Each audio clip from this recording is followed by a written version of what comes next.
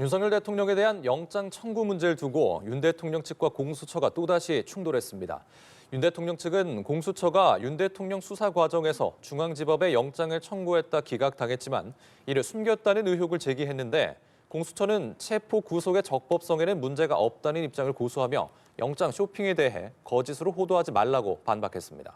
한편 헌법재판소는 윤 대통령 탄핵 심판을 오는 25일에 종결하기로 했습니다. 관련 내용 이준우 국민의힘 대변인, 장윤미 전 민주당 법률위 부위원장과 짚어보겠습니다. 안녕하세요. 안녕하세요. 예. 윤 대통령 측은 이제 공수처가 윤 대통령에 대한 압수 및 통신 영장을 이제 중앙지법에 신청을 했다가 기각이 됐고 또 이후에 체포영장을 서부지법에 청구했다. 이런 행태에 대해서 영장 쇼핑이다라고 지적을 했습니다. 공수처 지휘부를 검찰에 고발하기도 했는데요. 어떻게 보셨습니까? 죄송합니다. 국민과 재판부, 국회 모두 속았다 이렇게 말씀드릴 수 있겠습니다. 특히 국회에다가는요 공수처가 체포영장이나 압수수색 체포영장 빼고요. 압수수색과 통신영장 등을 윤석열 대통령 관련해서 발부한 적이 없다라고 국회에 공식적으로 답변한 적이 있습니다. 예. 그런데 이번에 허위라는 것이 밝혀졌지요. 예. 윤석열 대통령 측의 변호인단에서 7만 쪽에 이르는 수사 기록을 다 뒤져가지고 확인한 내용입니다. 가장 중요한 것은 만약에 서울중앙지법에서 영장을 청구를 했는데 그게 기각됐다는 이 사실을 포함시켜서 서부지법에다 다시 영장을 청구했다 그러면 아마 서부지법에서 영장을 발부했을지 굉장히 의문입니다. 예. 보통 영장을 이제 발부를 기각하면 그 기각 사유를 첨부를 하거든요. 그 기각 사유가 있으면은 이제 발부를 할 때는 그걸 굉장히 중요하게 봅니다. 예.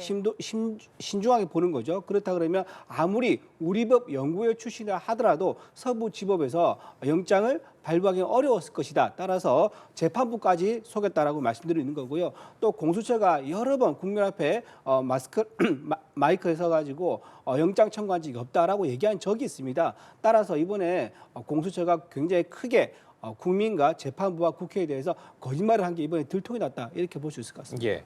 영장 쇼핑이라고 주장한 네. 의견에 대해서는 어떻게 좀 보십니까? 전혀 사실이 아닙니다. 왜냐하면요, 기본적으로 이제 영장을 청구할 때 체포영장과 압수수색영장, 통신영장은 완전히 차원을 달리하는 거예요. 체포영장은 사람을 잡아들이겠다는 거예요, 강제로.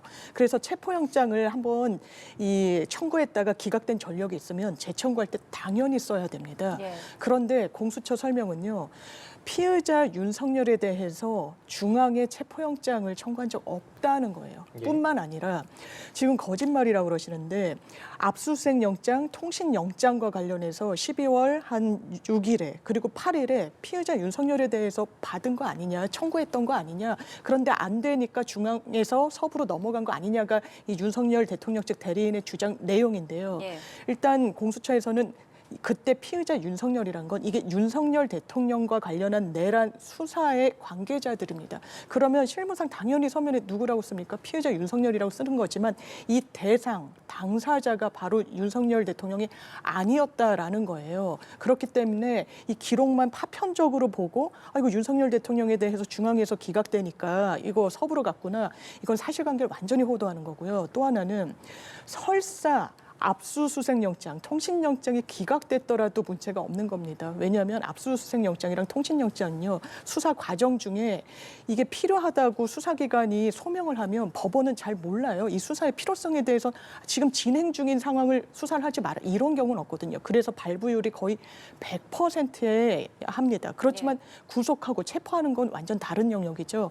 그래서 이 부분과 관련해서는 법률적으로 형사소송법에 만약에 청구했다가 재청구하면 청구했던 이력을 기재하도록 돼 있는 거예요. 근데 그런 사실관계가 전혀 아닌데 이 절차가 낯선 분들한테 그리고 어려운 분들한테 대단히 변호인단이 저는 사실관계를 호도하고 있다고 생각합니다. 예, 말씀하신 것처럼 이 공수처에서 내놓은 입장을 보면 중앙지법에 윤 대통령 통신영장을 청구한 것은 맞지만 압수수색 영장은 윤 대통령이 대상이 아니었다 이렇게 밝혔고요. 또 기각된 사유에 대해서도 수사기관 간의 중복 청구로 협의를 거쳐라 이런 취지였지 수사 수사 권한이 문제가 아니었다 이런 주장이었거든요. 맞습니다. 그러면 이제 큰 틀에서 볼 필요가 있죠. 지금 윤석열 대통령이 구속 기소가 됐습니다. 인신이 구금된 상태에서 재판에 넘겨졌던 거예요. 그럼 이 일련의 과정에서 어떤 일들이 있었느냐. 체포영장 여러 차례 법원에 의해서 발부가 됐습니다.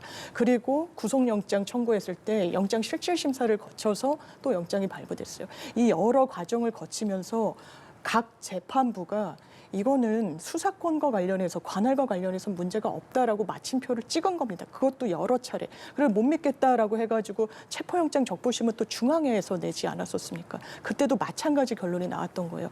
이런 지난한 과정을 거쳤었는데 지금 또 재판의 한복판에서 다시금 자 주장을 하는 건 법률적으로는 최소한 무의미합니다. 예, 공수처의 주장에 대해서는 어떻게 보셨습니까?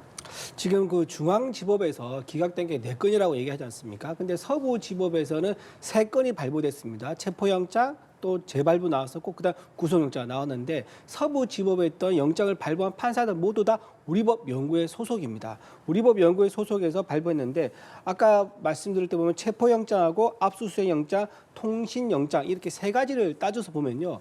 체포영장하고 나머지는 비교할 수 없지만 무게의 차이가 굉장히 큽니다. 체포영장 인신을 구속한 거고요. 나머지는 인신 구속이 아닙니다. 형량보다는 그 무게를 따질 수 없을 만큼 큰 거죠. 예. 그런 거에 대해서 만약에 먼저 중앙지법에서 기각됐다. 그러면 훨씬 중량이 가벼운 것도 기각됐다 그러면 그보다 훨씬 무거운 체포영장에 대해서는 당연히 기각되겠죠.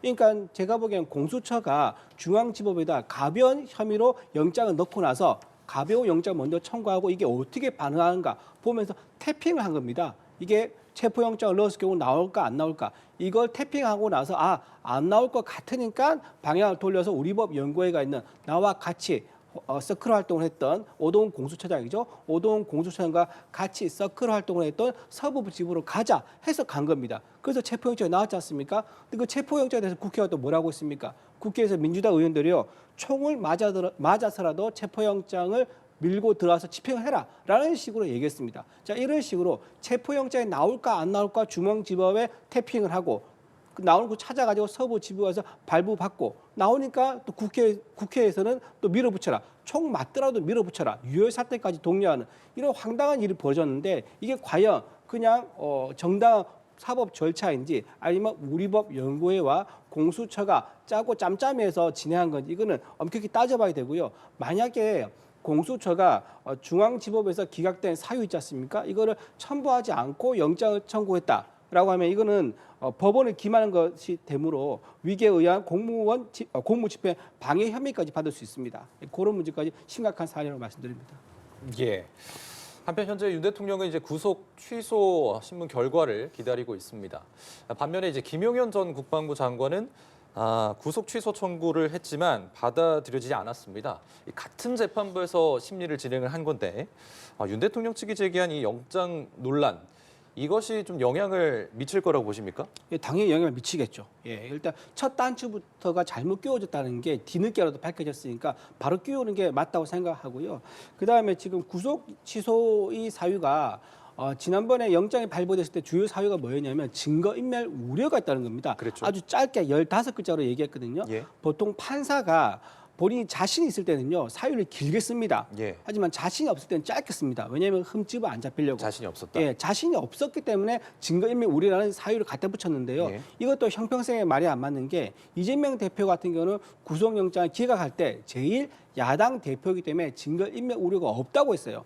그러면 대통령이면 증거인멸 우려가 더 없는 거죠. 예. 그런데 이렇게 기준을 달리해서 적용해서 윤석열 대통령한테만 영장을 청구한다? 굉장히 문제가 있는 거고 현재 관련자들이 다 신문이라든가 조사라든가 수사가 다 끝났기 때문에 윤석열 대통령 입장에서는 증거인멸 우려가 없다고 할 수 있습니다. 따라서 구속 취소 사유가 충분히 해당한다. 그리고 공수처의 불법 행위가 드러났기 때문에 더더욱 그 이유가 더 강해졌다. 이렇게 말씀드릴 수 있습니다. 예. 구속 취소 신문 결과 네. 어떻게 전망하십니까? 기각될 겁니다. 기각될 저희가 거라고 실무에서 구속 취소를 아마 수행한 변호사를 저는 주변에서 못 봤습니다. 저도 마찬가지고요.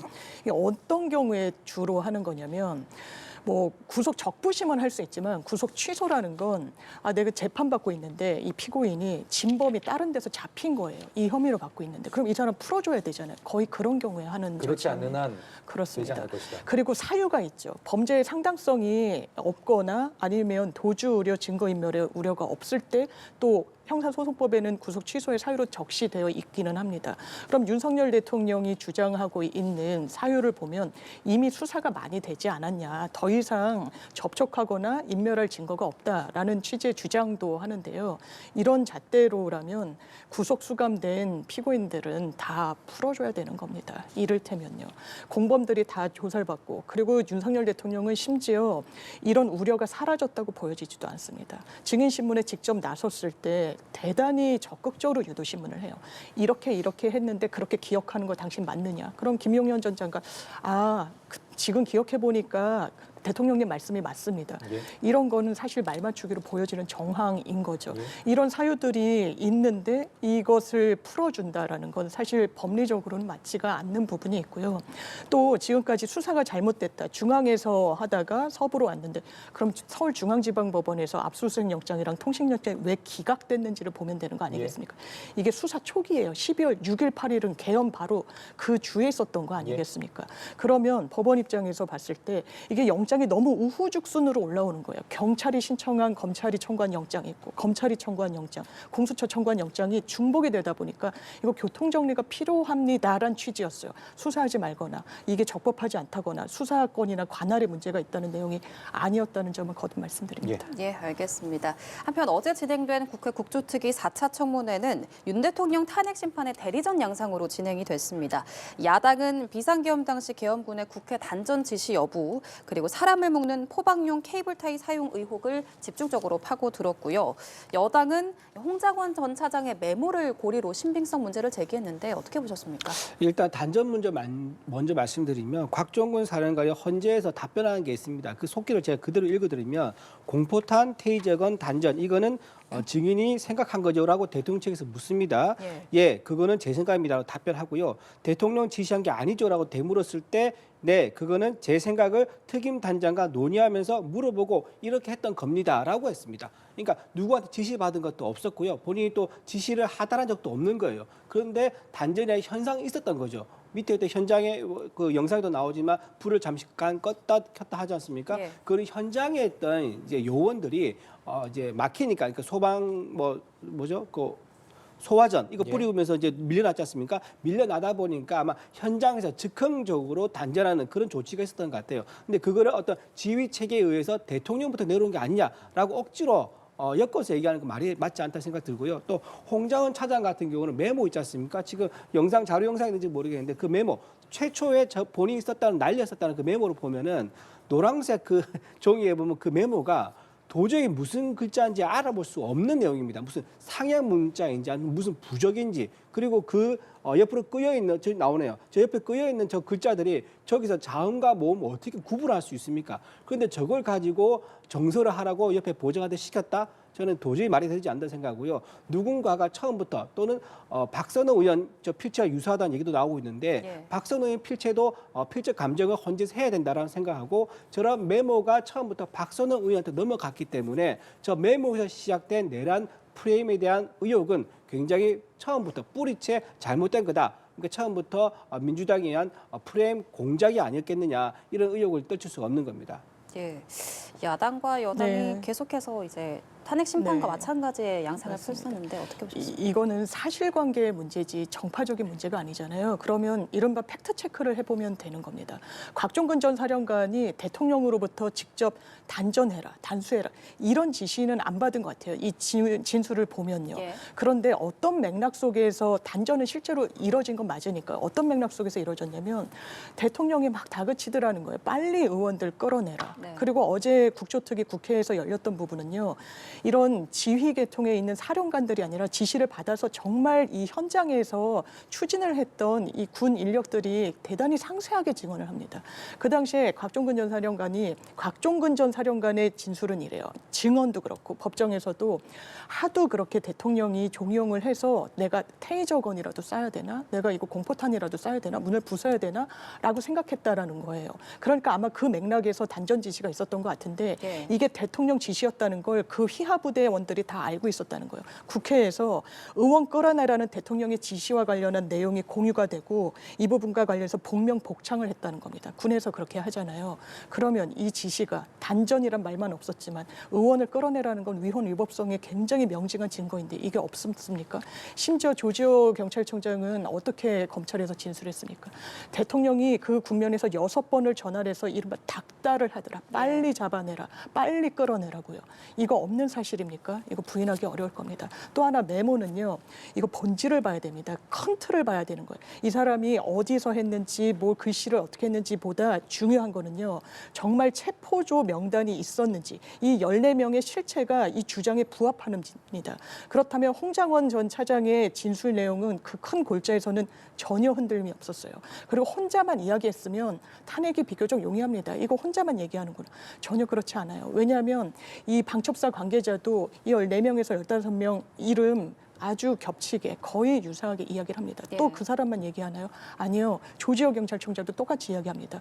윤석열 대통령을 위해서 증언을 극도로 삼갔던 여인영 정 반첩 사령관조차도 이게 위치 추적에 대해서는 협조 요청을 했다. 이게 위치 추적이 왜 필요합니까? 이게 동향 파악이라고는 하지만 체포를 하기 위해 했던 거 아닌가 더 짚히는 부분이 있죠. 왜냐하면 김영현 전 장관도 헌재 증언대에 나와서 처음엔 위치 추적에 불과하다라고 했지만 궁극에는 체포할 수도 있다 이렇게 이야기했거든요.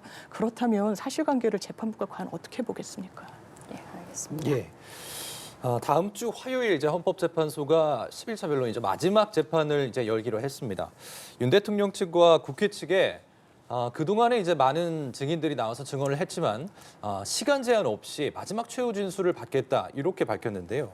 어떤 점을 좀 주목해야 할지 먼저 한번 여쭤보겠습니다. 예. 일단 최후 진술에서 원래는 제가 추정컨대 이번 주 화요일 날 있었던 기일에 양측에 2시간씩 기한을 줬습니다. 이걸 사실상 최후 진술 기회를 보장해 주려고 했던 것 같아요. 더는 증인 신문 이제 기회가 없어도 된다는 판단이 있었던 것 같은데 워낙에 이제 문제 제기를 세게 하니까 한 기일이 증인 신문 기일로 속행된 거고 예. 그러다 보니까 또 한 기일을 더 잡아서 정말 마지막 변론 기회를 주겠다라는 것 같습니다. 예. 그러니까 이미 이 화요일 날 양측의 주장이 좀 나왔던 거죠. 기본적으로 윤석열 대통령 측 변호인이 이런 얘기했습니다. 호소형 평화 계엄이라고 이야기를 해요. 아니요. 계엄은 평화 계엄이란 건 뜨거운 아이스 아메리카노 같이 형용 모순이에요. 왜 그러냐면 계엄이란 건 헌법에 규정돼 있습니다. 언제 발동할 수 있습니까? 대한민국이 전시 사변에 준하는 비상 상황이어야 돼요. 그때 극히 이 기본권 제한이라고 하는 부분을 예외적으로 허용해 주겠다고 합니다. 평화 계엄이라는 게 어디 있습니까? 국민에 호소하기 위해서 무장한 군을 국회에 보내는 경우가 어디 있습니까? 선관위로 보내고요.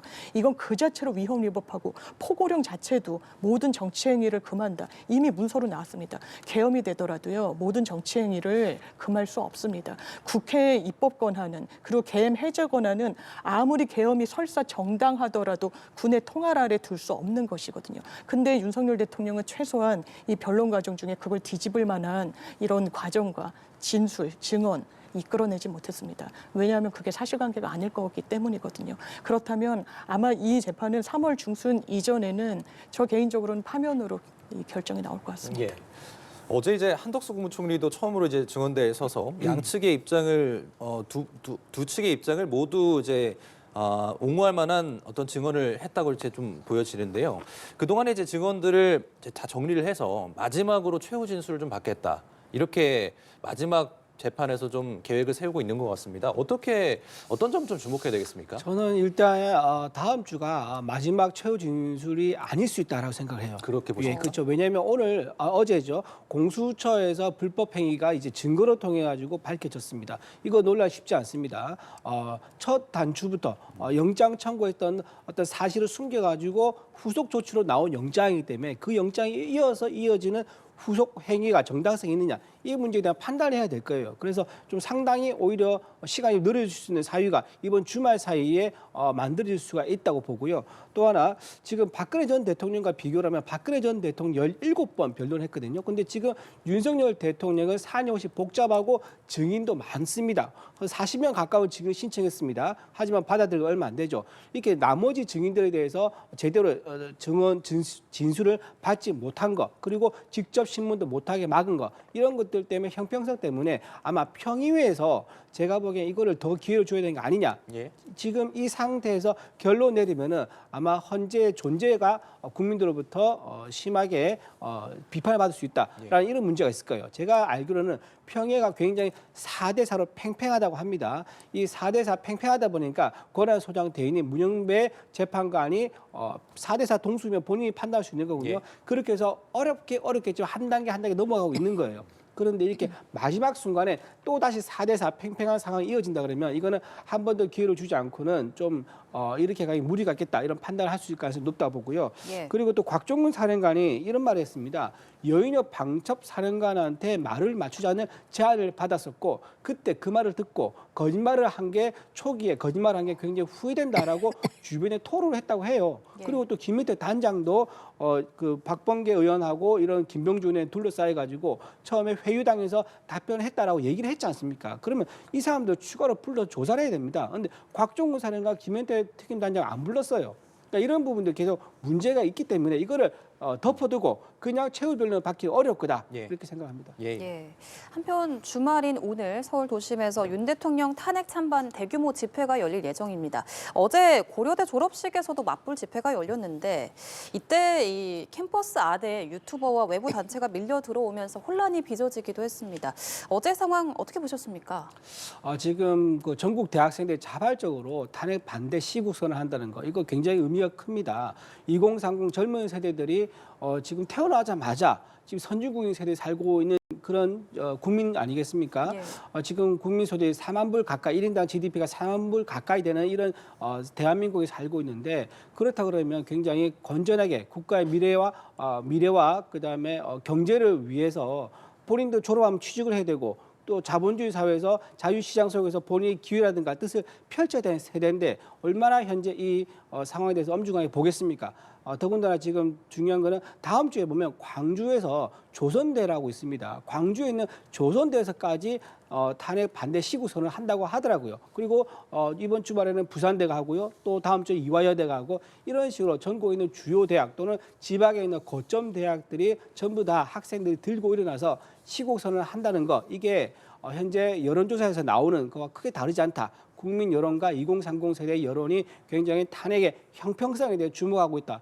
이렇게 봐야 될 것 같습니다. 그러면 이런 여론들이 탄핵 심판에도 영향을 미칠 수 있을 것 같아요? 당연히 영향을 주죠. 예, 탄핵 심판부는 현재 재판관들이요 국민 여론 굉장히 신경을 많이 씁니다. 제가 알기로는 지난 박근혜 정부 탄핵 때는요 5대3으로 재판관 의견이 갈렸다 그러더라고요. 근데 워낙 대통령 지지율이 낮다 보니까 5명이 3명을 찾아가서 설득을 해서 8대0으로 그렇게 이제 결론이 났다 그러더라고요. 근데 지금 상황은 평의에서 4대4로 갈리고 있는 것처럼 지금 외부에 알려주고 있는 상황이 되다가 여론조사하면 40% 이상 많은데 50%가 지지율 나오지 않습니까? 예. 이런 상황이기 때문에 현재 재판관들이 여론을 의식해서 또는 여론을 받아들여서 당당하게 법과 양심에 따라서 판단할 가능성이 높다 생각합니다. 예, 지금 계속해서 맞불 집회가 네. 열리면서 충돌 상황도 벌어지고 있고요.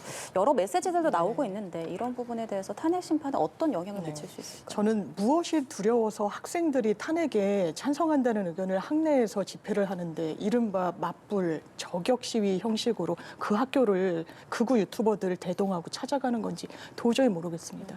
탄핵 찬성 반대 입장 밝힐 수 있어요. 평화적으로 하면 됩니다. 어떻게 하고 있습니까? 오늘도 광화문에서 여의도에서 탄핵에 반대하시는 분들 모이고 계시잖아요. 대구, 광주, 금남로 다 거치면서 그렇게 본인 목소리 내면 되는 겁니다. 그런데 그 목소리 반대되는 목소리를 듣지 않기 위해서 그리고 무마시키기 위해서 학교까지 찾아가고 그 학교 학생들의 옷까지 입으면서 마치 그 학교의 의견인 양 하는 건 그건 대단히 부적절한 겁니다. 민주주의도 아니에요.